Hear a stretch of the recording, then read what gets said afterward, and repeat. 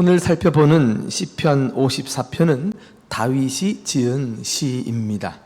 이 시편의 배경을 소개한 표제어에는 다음과 같은 설명이 붙어 있습니다. 표제어가 무엇입니까? 어떤 경우에는 시편의 앞에 설명이 붙어져 있어가지고 간단한 그 시에 대한 정보를 알려주고 있습니다. 이 표제어를 한번 다 같이 읽어보실까요? 다 같이 시작. 10사람이 사울에게 이르러 말하기를 다윗이 우리가 있는 곳에 숨지 아니하였나이까 하던 때에 지은 시. 이 내용을 보면 다윗은 지금 10사람에 의해서 공경에 처하게 된 것을 알 수 있습니다. 유다 사람 10거민들이 다윗을 배반한 것입니다. 그리고 그가 어디에 숨었는지 그의 은신처를 사울에게 밀고 한 것입니다.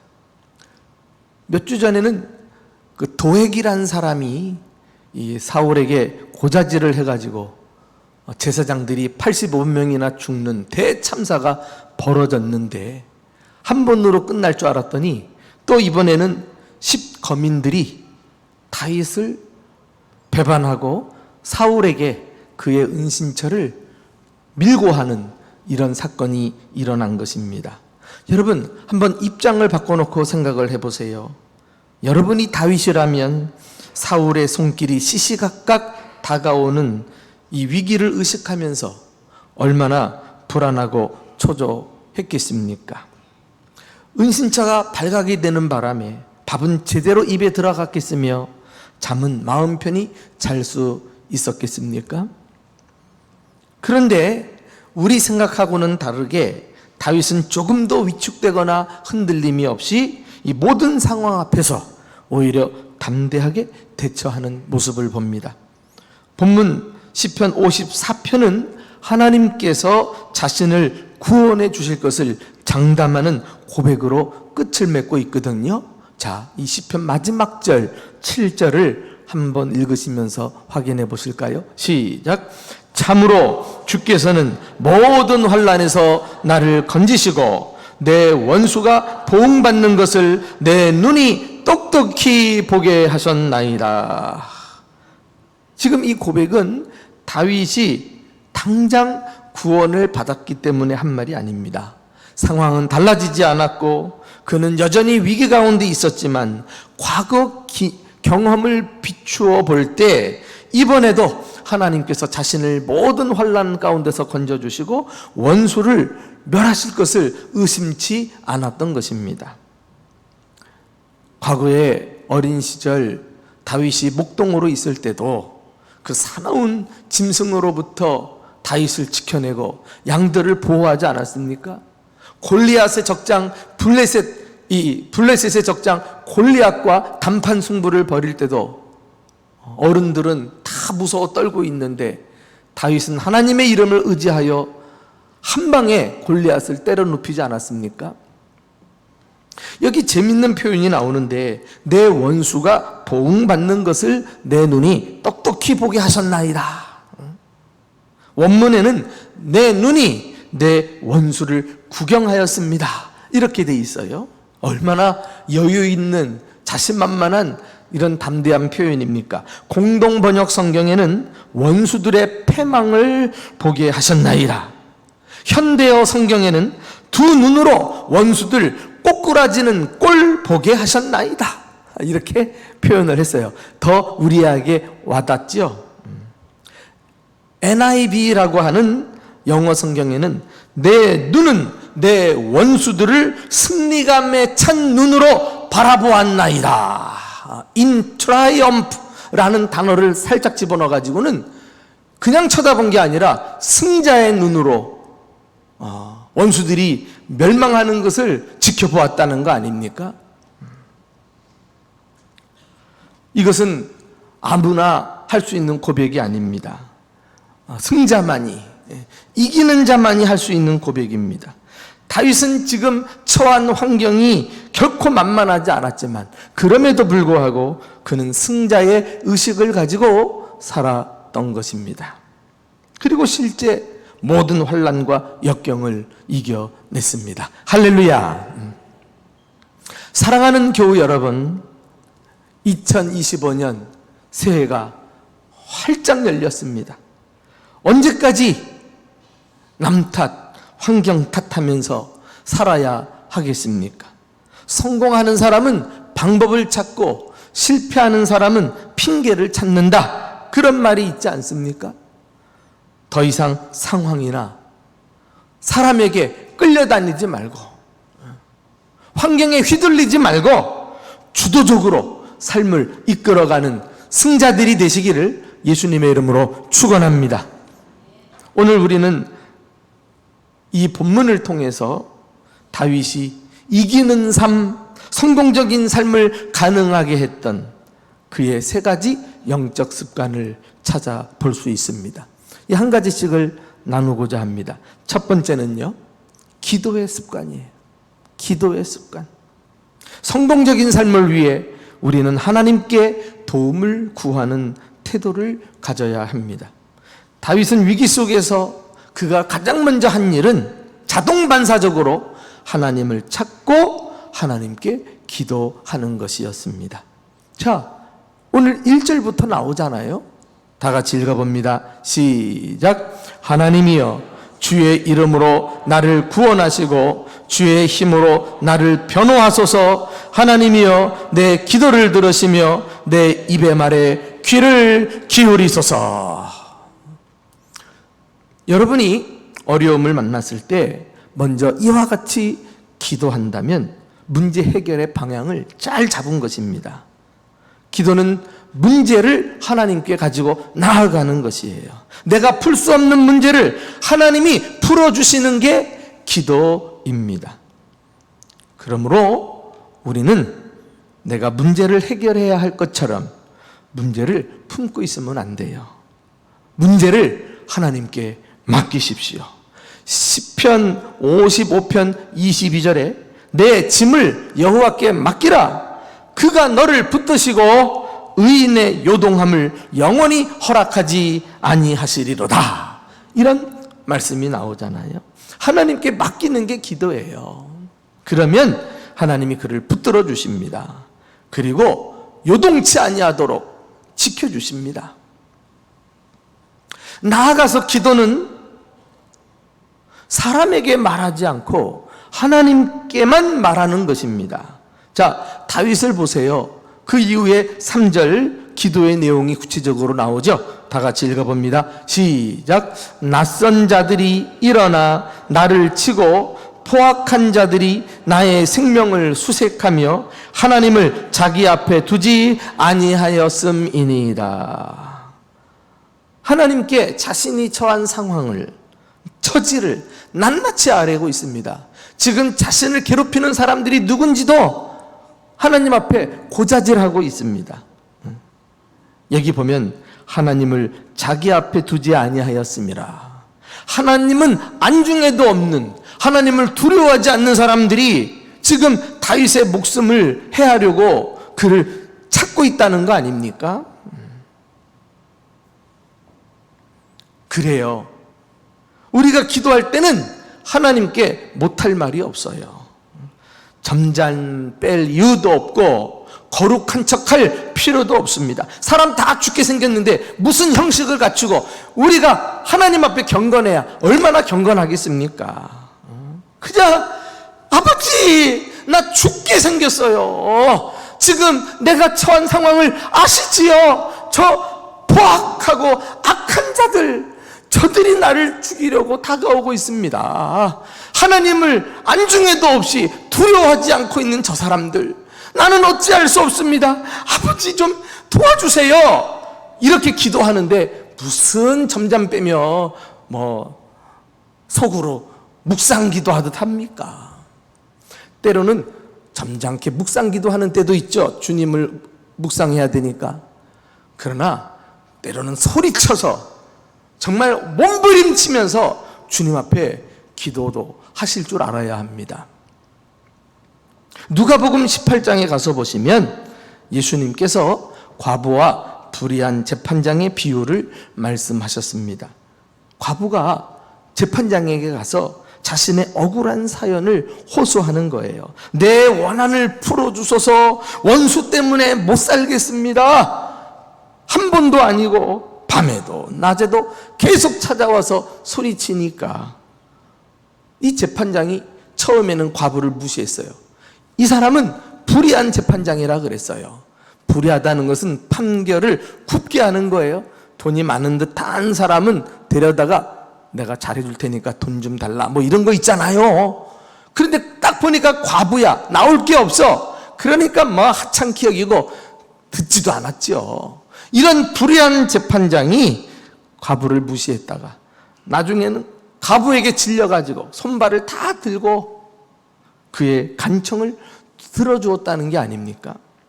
그러면서 예수님께서 말씀하셨어요. 하물며 하나님께서 밤낮 부르짖는 택하신 자들의 원한을 풀어주지 아니하시겠느냐? 그들에게 오래 참으시겠느냐?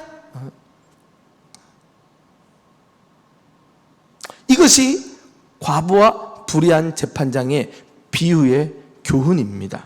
그런데 이 비유는 여기서 끝나지 않아요. 예수님은 끝에 한마디를 더 보태셨습니다. 이것이 이 교훈의 비유의 핵심이거든요. 우리 뭐라고 말씀하셨는가? 누가복음 18장 8절 말씀 우리 다 같이 읽어보실까요? 시작. 내가 너희에게 이르노니 속히 그 원한을 풀어주리라. 그러나 인자가 올 때에 세상에서 믿음을 보겠느냐? 이러고 비유가 끝이 나요. 이 믿음은 그냥 믿는 믿음이 아니라 바로 기도하는 믿음을 가르쳐요. 말세에는 점점 기도하는 사람이 사라지면서 예수님이 재림하실 때는 기도하는 사람을 찾아볼 수 없다는 거예요. 이것은 탄식이에요. 예수님의 탄식. 오늘날 정말 살기 막막하다고 합니다. 갈수록 어렵다고 합니다. 이 말은 잘하는데 그렇다면 예수 믿는 사람들 주님 앞에 나와 부르짖고 기도하고 도움을 요청해야지. 갈수록 교회들마다 기도의 동력이 약해지고 기도하는 사람들은 보이지 않고 이게 아직 살만한가 보다 이런 의구심이 드는 거예요. 기도는 습관이 중요해요. 내가 다급한 일을 만났을 때 주님 앞에 즉각 하나님이여 우리가 부르짖는 건 이거 저절로 안 됩니다. 체질이 되고 습관이 돼야 주님께 맡기고 그리고 문제를 해결받을 수 있는 거예요. 여기 1절 말씀 보세요. 주의 힘으로 나를 변호하소서. 오늘날 사건 사고가 많아서 변호사들이 제일 바쁘다 그럽니다. 좋은 변호사 고르려고 애를 쓰고 말이죠. 돈이 많이 들어가도. 그러나 여러분, 우리는 사람 변호사가 아니라 하나님께서 우리의 가장 좋은 변호사이심을 믿으시기를 축원합니다. 그분이 나를 위해 대변해 주신다니까. 나를 변호해 주시고 원수들이 해치지 못하게 막아주시고 그분이 나를 지켜주시는데 어디 가서 도움을 구합니까? 누구에게 하소연합니까? 도움도 안 될 인생을 의지하지 마세요. 하나님을 찾고 기도하는 습관을 가지고 새 어떤 상황에서도 거뜬히 뛰어넘어 승자로 살아가는 저와 여러분 되시기를 주님의 이름으로 축원합니다. 두 번째 습관은 믿음의 습관이에요. 믿음의 습관. 성공적인 삶을 위해 우리는 하나님을 신뢰하는 태도를 가지셔야 합니다. 다윗은 어려울 때일수록 하나님의 도우심을 확신하면서 흔들리지 않는 믿음을 보여주었습니다. 자, 우리 한번 그의 믿음을 한번 들여다보실까요? 4절, 5절 함께 읽어봅니다. 시작. 하나님은 나를 돕는 이시며 주께서는 내 생명을 붙들어 주시는 이시니이다. 주께서는 내 원수에게 악으로 갚으시리니 주의 성실하심으로 그들을 멸하소서. 이 짧은 두 구절에는 하나님을 향한 다윗의 신앙 고백이 고스란히 담겨 있어요. 하나님을 어떤 분으로 고백하고 있습니까? 하나님은 나를 돕는 분이시니입니다. 하나님은 내 생명을 붙들어 주시는 분이십니다. 하나님은 성실하신 분이십니다. 이 하나님의 성실하심을 알고 있었기에 다윗은 하나님께서 여전히 자신을 원수들에게서 건져주시고 그들을 여지없이 심판하신 것을 굳게 확신했던 것입니다.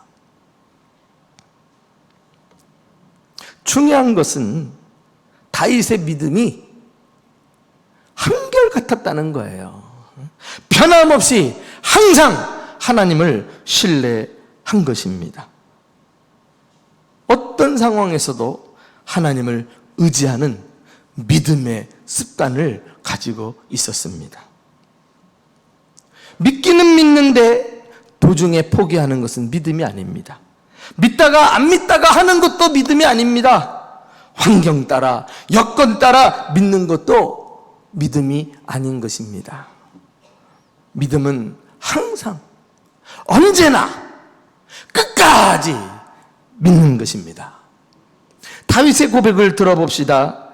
오늘 본문 말고도 다윗은 그의 시를 써내려가면서 자신의 믿음을 고백한 일이 참 많아요. 자, 우리 한번 시편 16편 8절 함께 읽어보실까요? 시작. 내가 여호와를 항상 내 앞에 모심이여 그가 나의 오른편에 계심으로 내가 흔들리지 아니하리로다. 아멘. 여호와를 내 앞에 모신다는 것은 하나님을 전적으로 믿고 신뢰하고 의지하고 사는 것을 말합니다. 그러나 하나님을 믿는 사람은 많아도 항상 믿는 사람은 많지 않아요. 필요할 때만 주님을 내 앞에 모시는 것 같이 하는데 진짜 믿음은 항상 모시고 사는 거예요. 그러면 그분이 내 오른편에 계셔서, 오른편은 권능의 자리를 말하거든요. 그 전능하신 하나님께서 나를 붙드시고 지켜서 흔들리지 않게 한다. 이런 담대함이 한결같은 믿음에서 나오는 거예요. 여호와를 항상 내 앞에 모심이요.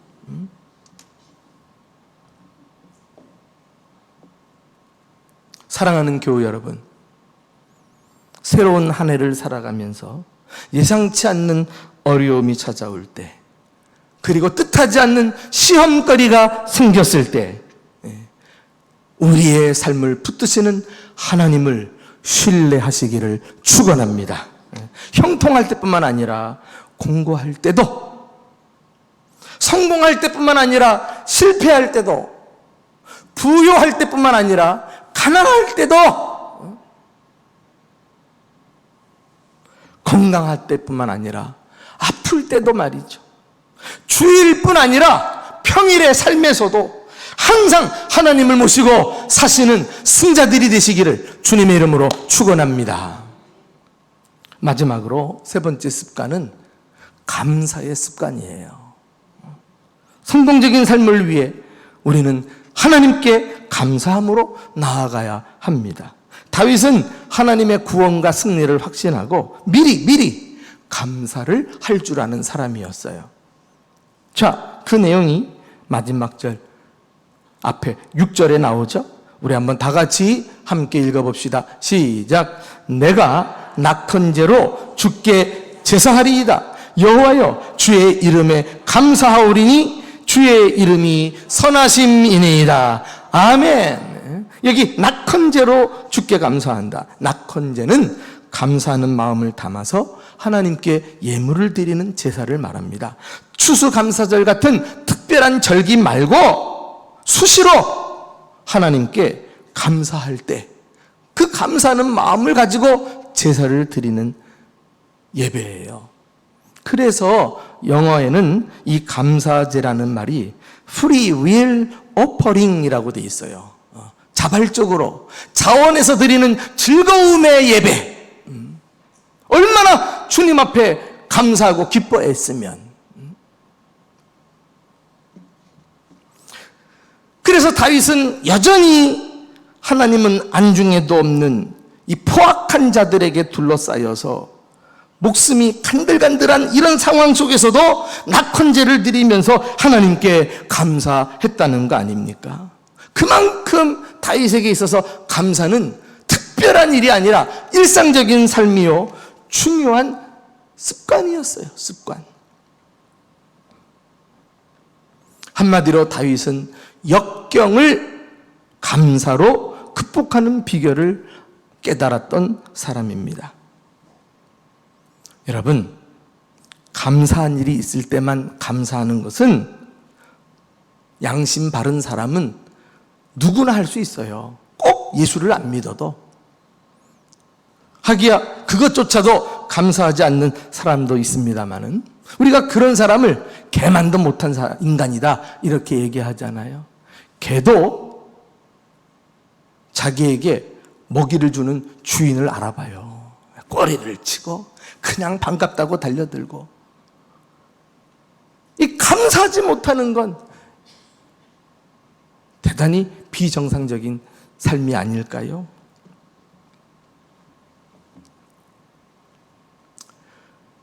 이 감사의 습관을 가진 것은 범사에 모든 일에 감사하는 사람입니다.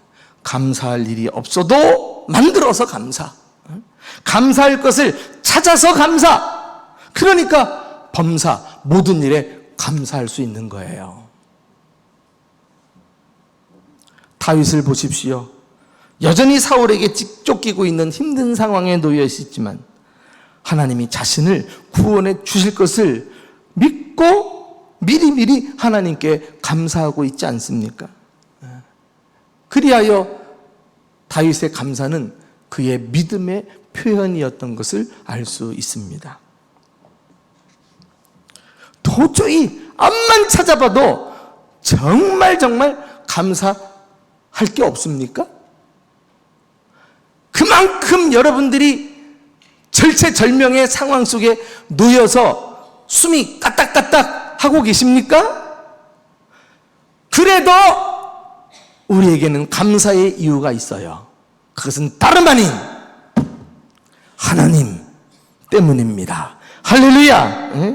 다윗은 여기 보니까 낙헌제로 주께 감사하리이다. 여호와여 주의 이름에 감사하리이다. 할렐루야. 감사할 거리가 없지만은 주님이 계시는 것, 이 한 가지로 그 이름에 감사한다고 하잖아요. 그 이름은 선하신 하나님을 나타냅니다. 그 선하신 하나님이 당신의 성실하심으로 과거에도 나를 붙들었지만 지금도 앞으로도 나를 구원하실 것이니 감사. 하나님 때문에 감사하시기를 축원합니다. 세상 사람들은 있어도 감사합니다. 불평합니다. 다 갖춰놓고도. 그러나 그리스도인들은 없어도 감사하는 사람이에요.